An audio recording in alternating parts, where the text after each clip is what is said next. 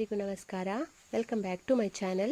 ಇದು ಶುಕ್ರವಾರ ಬೆಳಿಗ್ಗೆ ಬೇಗನೆ ಲಾಗ್ನ ಸ್ಟಾರ್ಟ್ ಮಾಡ್ತಾ ಇದ್ದೀನಿ. ಮಕ್ಕಳು ಸ್ಕೂಲಿಗೆ ಹೋದ ನಂತರ ಲಾಗ್ನ ಸ್ಟಾರ್ಟ್ ಮಾಡ್ತಾ ಇದ್ದೀನಿ.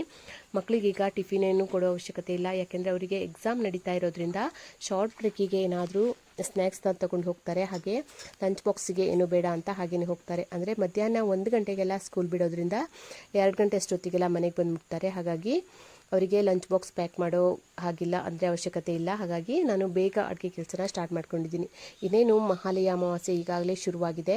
ನಮ್ಮ ಮನೆಯಲ್ಲೂ ಕೂಡ ನಾವು ಅಮಾವಾಸ್ಯೆ ದಿವಸ ಹಬ್ಬನ ಮಾಡ್ತೀವಿ. ಹಾಗಾಗಿ ಹಬ್ಬದ ತಯಾರಿ ಮಾಡ್ಕೋಬೇಕು ಅಂತ ಇವತ್ತು ಸ್ವಲ್ಪ ಬೇಗ ಅಡುಗೆ ಮಾಡ್ಕೊಳ್ಳೋಣ ಅಂತ ಸ್ಟಾರ್ಟ್ ಮಾಡ್ಕೊಂಡಿದ್ದೀನಿ.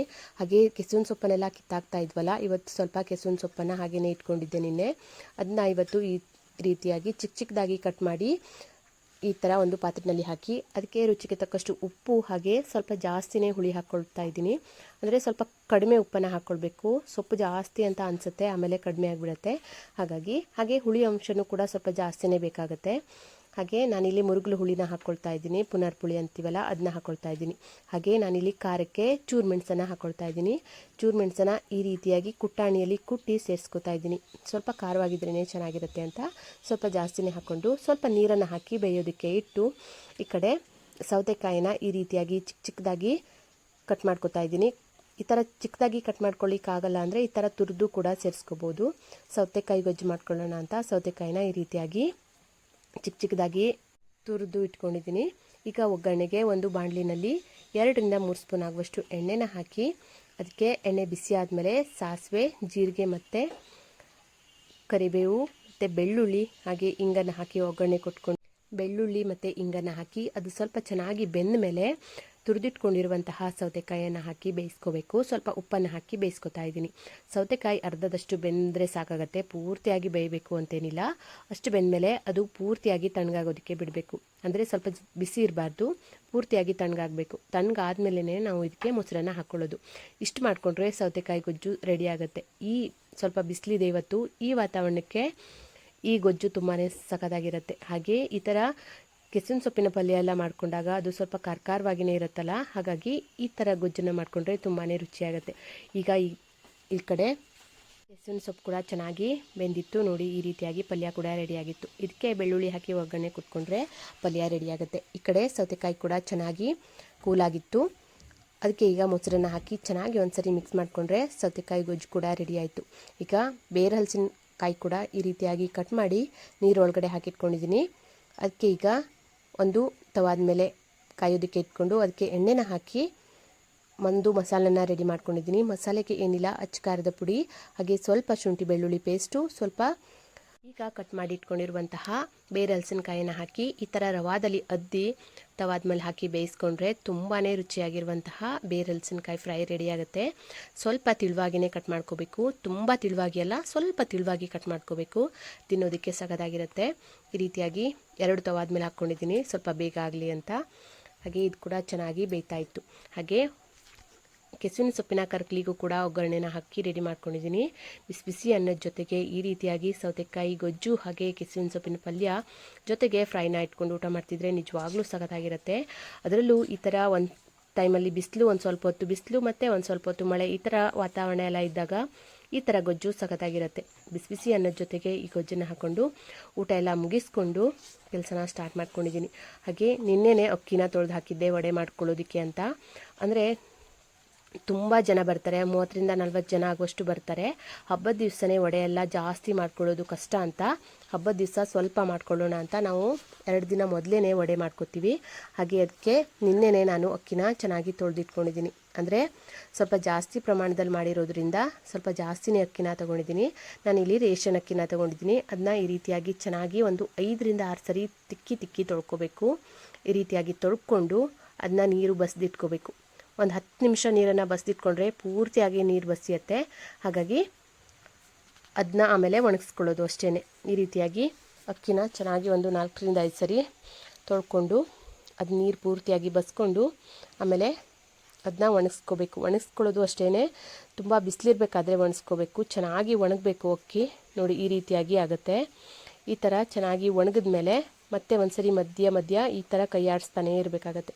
ಈ ಥರ ಮಾಡಿ ನಾವು ಒಣಗಿಸ್ಕೊಂಡ್ರೆ ಬೇಗ ಒಣಗುತ್ತೆ. ಅಂದರೆ ಈಗ ಮಳೆಗಾಲ ಆಗಿರೋದ್ರಿಂದ ಒಂದೇ ಸರಿ ಬಿಸಿಲು ಬಂದಿರಲ್ಲ, ಅಂದರೆ ಒಂದು ಸ್ವಲ್ಪ ಹೊತ್ತು ಬಿಸಿಲು, ಒಂದು ಸ್ವಲ್ಪ ಹೊತ್ತು ಮಳೆ, ಹೀಗೆಲ್ಲ ಬರುತ್ತೆ. ಹಾಗಾಗಿ ಈ ಥರ ಮಧ್ಯ ಮಧ್ಯ ಒಂದು ಸ್ವಲ್ಪ ಕೈ ಆಡಿಸ್ತಾ ಒಣಗಿಸ್ಕೊಂಡ್ರೆ ಬೇಗ ಒಣಗುತ್ತೆ. ಹಾಗಾಗಿ ಈ ರೀತಿಯಾಗಿ ಒಂದು 2 ಸರಿ ಈ ಥರ ಕೈ ಆಡಿಸ್ತಾ ಒಣಗಿಸ್ಕೊಂಡಿದ್ದೀನಿ. ಅಂದರೆ ನಿನ್ನೆನೇ ನಾನು ಒಣಗಿಸಿಟ್ಕೊಂಡಿದ್ದೀನಿ, ಗುರುವಾರನೇ. ನೋಡಿ ಈ ರೀತಿಯಾಗಿ ಒಣಗಿಸಿಟ್ಕೊಂಡಿದ್ದೆ. ಇವತ್ತು ಅಡುಗೆ ಕೆಲಸ ಎಲ್ಲ ಮುಗಿಸ್ಕೊಂಡು ಈ ರೀತಿ ಕಲ್ಲಲ್ಲಿ ಬೀಸ್ಕೊತಾ ಇದ್ದೀನಿ. ವಡೆ ಎಲ್ಲ ಮಾಡ್ಕೊಳ್ಳೋದಕ್ಕೆ ನಾವು ಈ ರೀತಿ ಕಲ್ಲಲ್ಲೇ ಬೀಸ್ಕೊತೀವಿ. ಅಂದರೆ ಕಡುಬು ವಡೆ ಎಲ್ಲ ಮಾಡ್ಕೊಳ್ಳೋದಕ್ಕೆ ಸ್ವಲ್ಪ ಜಾಸ್ತಿ ಪ್ರಮಾಣದಲ್ಲೇ ಮಾಡ್ಕೊಳ್ಳೋದ್ರಿಂದ ಮಿಕ್ಸಿಯಲ್ಲಿ ಸಾಕಾಗಲ್ಲ, ಅಂದರೆ ಲೇಟ್ ಆಗಿಬಿಡುತ್ತೆ, ಚೆನ್ನಾಗಿ ಆಗೋದಿಲ್ಲ. ನಮಗೆ ಯಾವ ಥರ ಅಕ್ಕಿ ತರಿಬೇಕೋ ಅದು ಅಷ್ಟೊಂದು ಚೆನ್ನಾಗಿ ಬರೋದಿಲ್ಲ. ಹಾಗಾಗಿ ಈ ಥರ ಕಲ್ಲಲ್ಲೇ ನಾವು ಬೀಸ್ಕೊತೀವಿ. ಅಕ್ಕಿ ವಡೆ ಮಾಡ್ಕೊಳ್ಳೋದಕ್ಕೆ ಉದ್ದಿನಬೇಳೆ ಕೂಡ ಬೇಕಾಗುತ್ತೆ. ಹಾಗಾಗಿ ಉದ್ದಿನಬೇಳೆನೂ ಕೂಡ ನಿನ್ನೆನೇ ನೆನೆಸಿಟ್ಕೊಂಡಿದ್ದೆ, ಚೆನ್ನಾಗಿ ನೆಂದಿತ್ತು. ಅದನ್ನು ಕೂಡ ಇವತ್ತು ರುಬ್ಕೋತಾ ಇದ್ದೀನಿ. ನೋಡಿ ಈ ರೀತಿಯಾಗಿ ಚೆನ್ನಾಗಿ ನೆಂದ ಮೇಲೆ ನಾವು ರುಬ್ಕೋಬೇಕು. ಹಾಗೆ ಸಾಫ್ಟಾಗಿ ರುಬ್ಕೋಬೇಕಾಗತ್ತೆ ಉದ್ದಿನಬೇಳೆನ. ನೋಡಿ ಈ ರೀತಿಯಾಗಿ ರುಬ್ಕೋಬೇಕು. ಅಕ್ಕಿನ ತರಿಯಾಗಿ ಬೀಸ್ಕೋಬೇಕು, ಹಾಗೆ ಉದ್ದಿನಬೇಳೆನ ಸಾಫ್ಟಾಗಿ ರುಬ್ಕೋಬೇಕು. ಎಲ್ಲನೂ ಕೂಡ ರೆಡಿ ಮಾಡಿ ಇಟ್ಕೊಂಡಿದ್ದೀನಿ. ಅಕ್ಕಿ ಹಿಟ್ಟು ಹಾಗೆ ಉದ್ದಿನಬೇಳೆ, ಅಕ್ಕಿ ಹಿಟ್ಟನ್ನು ಕೂಡ ಅಷ್ಟೇ ತರಿಯಾಗಿ ರುಬ್ಕೋಬೇಕು. ನಾವು ಇಡ್ಲಿ ರವೆಗೆಲ್ಲ ಬೀಸ್ಕೊತೀವಲ್ಲ ಆ ರೀತಿ ಮಾಡ್ಕೋಬೇಕಾಗತ್ತೆ, ಸ್ವಲ್ಪ ತರಿಯಾಗಿರಬೇಕು. ಹಾಗೆ ಉದ್ದಿನಬೇಳೆ ಕೂಡ ಚೆನ್ನಾಗಿ ನೆಂದಿರುವಂತಹ ಉದ್ದಿನಬೇಳೆನ ಈ ರೀತಿ ಸಾಫ್ಟಾಗಿ ರುಬ್ಕೋಬೇಕು. ಹಾಗೆ ರುಚಿಗೆ ಎಷ್ಟು ಬೇಕು ಅಂತ ನೋಡಿಕೊಂಡು ಉಪ್ಪು, ಇವಿಷ್ಟನ್ನು ರೆಡಿ ಮಾಡ್ಕೊಂಡಿದ್ದೀನಿ. ಅಂದರೆ ನಾವೀಗ 2 ಕಪ್ ಆಗುವಷ್ಟು ಅಕ್ಕಿ ತರಿನ ತೊಗೊಂಡ್ರೆ, ಈ ರೀತಿಯಾಗಿ ಅಕ್ಕಿ ತರಿನ ತೊಗೊಂಡ್ರೆ 1/4 ಕಪ್ ಆಗುವಷ್ಟು ನಮಗೆ ಉದ್ದಿನಬೇಳೆ ಬೇಕಾಗುತ್ತೆ. ನೋಡಿ ಈಗ ಅಕ್ಕಿ ತರಿನ ಒಂದು ದೊಡ್ಡದಾಗಿರುವಂತಹ ರೊಟ್ಟಿ ಮರ್ಗಿ ಅಂತ ಹೇಳ್ತೀವಿ ನಾವು ಇದಕ್ಕೆ, ಅದ್ರ ಮೇಲ್ಗಡೆ ಹಾಕ್ಕೊಂಡಿದ್ದೀನಿ. ಈಗ ರುಚಿಗೆ ತಕ್ಕಷ್ಟು ಉಪ್ಪನ್ನು ಹಾಕ್ಕೊಂಡಿದ್ದೀನಿ.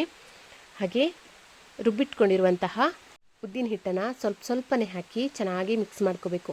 ಅಂದರೆ ಒಂದೇ ಸರಿ ನಾವು ಜಾಸ್ತಿ ಹಾಕ್ಕೊಳ್ಬಾರ್ದು.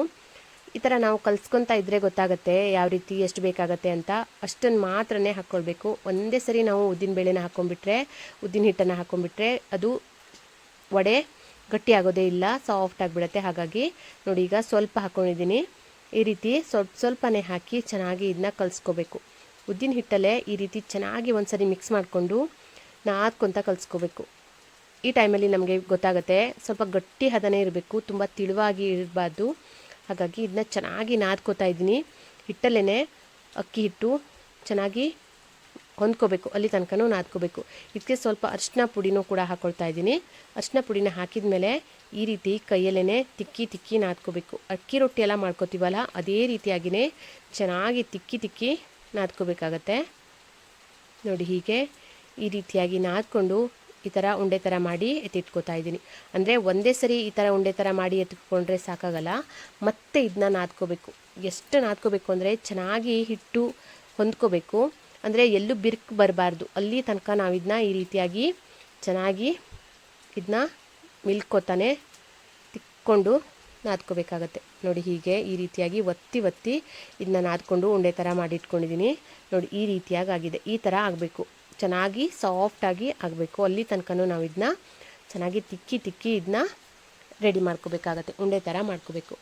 ಆಮೇಲೆ ಈ ಥರ ಒಂದು ಸ್ವಲ್ಪ ಹಿಟ್ಟನ್ನು ತಗೊಂಡು ಒಂದು ಸ್ವಲ್ಪ ನೀರನ್ನು ಕೈಯಲ್ಲಿ ಅದ್ಕೊಂಡು, ಅಂದರೆ ತಣ್ಣಗಿರುವಂತಹ ನೀರಲ್ಲಿ ಈ ಥರ ಕೈಯನ್ನು ಅದ್ಕೊಂಡು ಮತ್ತೆ ಈ ರೀತಿಯಾಗಿ ತಿಕ್ಕಿ ಇಟ್ಕೋಬೇಕು. ನಾವು ವಡೆಗೆ ಅಂತ ತಟ್ಟಿದಾಗ ಎಲ್ಲೂ ಕೂಡ ಬಿರುಕು ಬರಬಾರ್ದು, ಅಲ್ಲಿ ತನಕನೂ ಇದು ಚೆನ್ನಾಗಿ ತಿಕ್ಕೋಬೇಕು. ಈ ರೀತಿಯಾಗಿ ತಿಕ್ಕೊಂಡ್ರೆ ತುಂಬಾ ಚೆನ್ನಾಗಿ ಬರುತ್ತೆ ವಡೆ, ಎಲ್ಲೂ ಕೂಡ ಒಡೆಯೋದಿಲ್ಲ.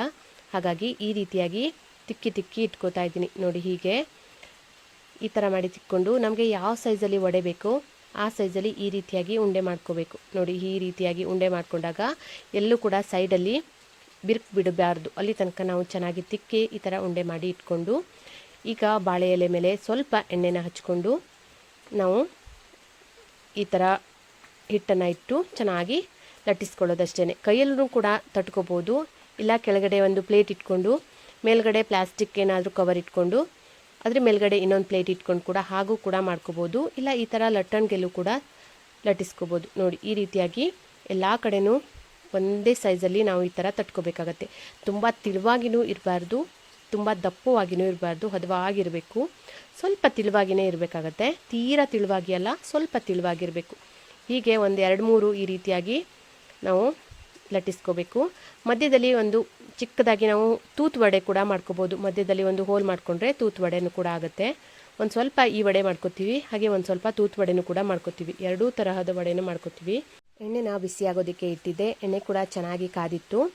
ಈಗ ರೆಡಿ ಮಾಡ್ಕೊಂಡಿರುವಂತಹ ವಡೆನ ಈ ರೀತಿಯಾಗಿ ಎಣ್ಣೆ ಒಳಗಡೆ ಹಾಕಿ ಚೆನ್ನಾಗಿ ಅದು ಮೇಲೆ ಬಂದಮೇಲೆ ಅದನ್ನ ಈ ರೀತಿಯಾಗಿ ತಟ್ಕೋಬೇಕು. ನೋಡಿ ಹೀಗೆ ಈ ರೀತಿಯೇ ಮಾಡ್ಕೋಬೇಕು. ಈ ಥರ ಮಾಡಿಕೊಂಡ್ರೆ ಉಬ್ಬು ಬರುತ್ತೆ. ಉಬ್ಬು ಬಂದ ಮೇಲೇ ನಾವು ಇನ್ನೊಂದು ವಡೆನ ಹಾಕ್ಕೊಳ್ಬೇಕು. ನೋಡಿ ಹೀಗೆ ಈ ಥರ ಮಾಡಿ ಹಾಕ್ಕೊಳ್ಬೇಕು. ಇಲ್ಲಾಂದರೆ ಒಂದಕ್ಕೊಂದು ಅಂಟ್ಕೊಂಡು ಬಿಡುತ್ತೆ. ಹಾಗಾಗಿ ನೋಡಿ ಈಗ ಇದು ಮೇಲೆ ಬಂದ ತಕ್ಷಣ ಒಂದು ಸ್ವಲ್ಪ ಈ ರೀತಿ ಅದನ್ನ ಮೇಲೆ ಕೆಳಗೆ ಮಾಡಿದ್ರೆ ಕರೆಕ್ಟಾಗಿ ವಡೆ ಚೆನ್ನಾಗಿ ಉಬ್ಬು ಬರುತ್ತೆ. ಈ ಥರ ಉಬ್ಬಿದ ಮೇಲೇ ನಾವು ಇದನ್ನ ತಿರುಗಿ ಹಾಕ್ಕೊಳ್ಬೇಕು. ನೋಡಿ ಈ ರೀತಿಯಾಗಿ ಎರಡೂ ಕಡೆನೂ ಕ್ರಿಸ್ಪಿ ಆಗೋ ತನಕ ಬೇಯಿಸ್ಕೊಂಡ್ರೆ ಅಕ್ಕಿ ವಡೆ ರೆಡಿ ಆಗುತ್ತೆ. ಸುಮಾರು 12 ಗಂಟೆ ಅಷ್ಟೊತ್ತಿಗೆ ನಾವು ಇದನ್ನ ಮಾಡೋದಕ್ಕೆ ಸ್ಟಾರ್ಟ್ ಮಾಡ್ಕೊಂಡಿದ್ವಿ. ಸಂಜೆ 7 ಗಂಟೆ ತನಕನೂ ವಡೆ ಮಾಡ್ಕೋತಾನೇ ಇದ್ವಿ. ಅಂದರೆ ಸ್ವಲ್ಪ ಜಾಸ್ತಿ ಮಾಡ್ಕೊಳ್ಳೋದ್ರಿಂದ ಅಷ್ಟು ಟೈಮ್ ಆಯಿತು. ನೋಡಿ ಈ ರೀತಿಯಾಗಿ ಸ್ವಲ್ಪ ಬೇಯೋದಕ್ಕೆ ಟೈಮ್ ಬೇಕಾಗುತ್ತೆ. ಈ ಥರ ತಿರುಗಿ ಹಾಕ್ತಾನೇ ಬೇಯಿಸ್ಕೋಬೇಕು. ನೋಡಿ ಈ ರೀತಿಯಾಗಿ ಸ್ವಲ್ಪ ಕಲರ್ ಚೇಂಜ್ ಆಗುತ್ತೆ. ಸ್ವಲ್ಪ ಕಲರ್ ಚೇಂಜ್ ಆದಮೇಲೆ ವಡೆನ ತಕ್ಕೊಂಡ್ರೆ ಆಯಿತು. ತುಂಬಾ ಕ್ರಿಸ್ಪಿಯಾಗಿರುವಂತಹ ಅಕ್ಕಿ ವಡೆ ರೆಡಿ ಆಯಿತು. ಎಲ್ಲನೂ ಕೂಡ ಅಷ್ಟೇ ನೋಡಿ ಈ ಕಲರ್ ಬರುತ್ತೆ. ಈ ಕಲರ್ ಬಂದರೆ ತುಂಬಾ ಚೆನ್ನಾಗಿ ಬರುತ್ತೆ. ಹಾಗೆ ಮೇಲ್ಗಡೆ ನೋಡಿ ಯಾವ ರೀತಿಯಾಗಿ ಬಂದಿದೆ ಅಂತ ಈ ಥರ ಬರುತ್ತೆ. ಅಷ್ಟು ಮೇಲ್ಗಡೆ ಒಂದು ಸ್ವಲ್ಪ ಸಾಫ್ಟಾಗಿರುತ್ತೆ. ತಿನ್ನೋದಕ್ಕೂ ಕೂಡ ತುಂಬಾ ರುಚಿಯಾಗಿರುತ್ತೆ. ಅಂದರೆ ಕ್ರಿಸ್ಪಿಯಾಗಿಯೇ ಇರುತ್ತೆ. ಒತ್ತಿದ್ರೆ ಪಟ್ ಅಂತ ಒಡೆಯುತ್ತೆ. ಅಲ್ಲಿ ತನಕ ನಾವು ಇದನ್ನ ಬೇಯಿಸ್ಕೋಬೇಕು. ನೋಡಿ ಈ ಥರ ಮೇಲ್ಗಡೆ ಸ್ವಲ್ಪ ಒತ್ತಿದ್ರೆ ಸಾಕು, ಜಾಳಿಗೆ ಹುಟ್ಟಿಂದ ತಾನಾಗಿಯೇ ಉಬ್ಬು ಬರುತ್ತೆ. ಉದ್ದಿನ ಹಿಟ್ಟೆಲ್ಲ ಕರೆಕ್ಟಾಗಿ ಆಗಿದ್ರೆ ಈ ರೀತಿ ಉಬ್ಬುತ್ತೆ. ಉದ್ದಿನ ಹಿಟ್ಟು ಕಡಿಮೆ ಆದರೆ ಅಥವಾ ಉದ್ದಿನ ಹಿಟ್ಟು ಜಾಸ್ತಿ ಆಗಿದ್ರೆ ಸಾಫ್ಟ್ ಆಗಿಬಿಡುತ್ತೆ. ಉದ್ದಿನ ಹಿಟ್ಟು ಕಡಿಮೆ ಆದರೆ ಈ ಥರ ಉಬ್ಬೋದಿಲ್ಲ, ಚಪ್ಪಟೆ ಆಗಿಬಿಡುತ್ತೆ. ಹಾಗಾಗಿ ಉದ್ದಿನ ಹಿಟ್ಟನ್ನು ನೋಡಿಕೊಂಡು ಸೇರಿಸ್ಕೊಂಡು ಕಲಿಸ್ಕೋಬೇಕಾಗತ್ತೆ. ಈಗ ವಡೆ ರೆಡಿ ಆಯಿತು. ಒಂದು ರೌಂಡ್ ರೆಡಿ ಆಯಿತು. ಎಲ್ಲನೂ ಕೂಡ ಇದೇ ರೀತಿಯಾಗಿ ನಾವು ಒಂದು ಸರಿ ಅದು ಬೇಯೋಷ್ಟರಲ್ಲಿ ಇನ್ನೊಂದು ವಡೆನೂ ಕೂಡ ತಟ್ಕೋಬೋದು. 2 ಜನ ಅಥವಾ 3 ಜನ ಇದ್ರಂತೂ ಬೇಗ ಅಂದರೆ ಬೇಗ ಆಗುತ್ತೆ. ಒಬ್ಬರಿಗೆ ಸ್ವಲ್ಪ ಕಷ್ಟ ಆಗಿಬಿಡುತ್ತೆ. ಹಾಗಾಗಿ 2 ಜನ ಇದ್ದರೆ ಈ ಥರ ವಡೆ ಮಾಡೋದಕ್ಕೆ ಕೆಲಸ ಬೇಗ ಆಗುತ್ತೆ. ನೋಡ್ತಿರ್ಬೋದು, ಹಬ್ಬಕ್ಕೆ ಪೂಜೆಗೆ ಎಡೆಗೆ ಇಡೋದಕ್ಕೆ ಸ್ವಲ್ಪ ಬೇರೆಯೇ ಮಾಡ್ಕೋತೀವಿ. ಆದರೆ ಇದು ಎಲ್ರಿಗೂ ಬಂದಾಗ ಅವರಿಗೆ ಊಟಕ್ಕೆ ಬಡಿಸೋದಕ್ಕೆ ಅಂತ ಮೊದಲೇ 2 ದಿವಸ ಮೊದಲೇ ಮಾಡಿ ರೆಡಿ ಮಾಡಿ ಇಟ್ಕೊಂಡಿರ್ತೀವಿ. ನೋಡಿ ಈಗ ಕ್ರಿಸ್ಪಿ ಆಗಿರುವಂತಹ ತುಂಬಾ ರುಚಿಯಾಗಿರುವಂತಹ ಅಕ್ಕಿ ವಡೆ ರೆಡಿ ಆಯಿತು. ತುಂಬ ಅಂದರೆ ತುಂಬ ಸಗದಾಗಿರುತ್ತೆ. ಒಂದು ಸರಿ ಟ್ರೈ ಮಾಡಿ. ಮಾಡೋದು ಕೂಡ ತುಂಬಾ ಸುಲಭ. ಸ್ವಲ್ಪ ಟೈಮ್ ಬೇಕು ಅಷ್ಟೇ ಈ ರೀತಿಯಾಗಿ ಮಾಡ್ಕೊಳ್ಳೋದಕ್ಕೆ. ಇದನ್ನ ನಾನ್ ವೆಜ್ ಸಾಂಬಾರಿರಲಿ ಹಾಗೆ ವೆಜ್ ಸಾಂಬಾರಿರಲಿ ಯಾವುದ್ರ ಜೊತೆಗಾದರೂ ತಿನ್ಬೋದು. ತುಂಬ ಅಂದರೆ ತುಂಬ ಸಗದಾಗಿರುತ್ತೆ. ಒಂದು ಸರಿ ಟ್ರೈ ಮಾಡಿ. ಹಾಗೆ ಹೇಗಿತ್ತು ಅಂತ ನನಗೆ ಕಮೆಂಟ್ ಮಾಡಿ ತಿಳಿಸಿ. ಹಾಗೆ ಇದಾಗಿತ್ತು ಇವತ್ತಿನ ವಿಡಿಯೋ. ಈ ವಿಡಿಯೋ ನಿಮಗೆ ಸ್ವಲ್ಪನಾದರೂ ಇಷ್ಟ ಆಗಿದ್ರೆ, ಯೂಸ್ಫುಲ್ ಅಂತ ಅನಿಸಿದ್ರೆ ಪ್ಲೀಸ್ ಒಂದು ಲೈಕ್ ಕೊಡಿ. ಹಾಗೆ ನಿಮ್ಮ ಫ್ರೆಂಡ್ಸ್ ಆ್ಯಂಡ್ ಫ್ಯಾಮಿಲಿಗೆಲ್ಲ ಶೇರ್ ಮಾಡ್ಕೊಳ್ಳಿ. ಹಾಗೆ ಯಾರಿಲ್ಲ ಮೊದಲನೇ ಸರಿ ನನ್ನ ವಿಡಿಯೋನ ನೋಡ್ತಾ ಇದ್ದೀರಾ, ಪ್ಲೀಸ್ ಸಬ್ಸ್ಕ್ರೈಬ್ ಮಾಡ್ಕೊಳ್ಳಿ. ಹಾಗೆ ಪಕ್ಕದಲ್ಲಿರುವಂತಹ ಬೆಲ್ ಐಕಾನ್ನ ಕ್ಲಿಕ್ ಮಾಡಿ. Thank you.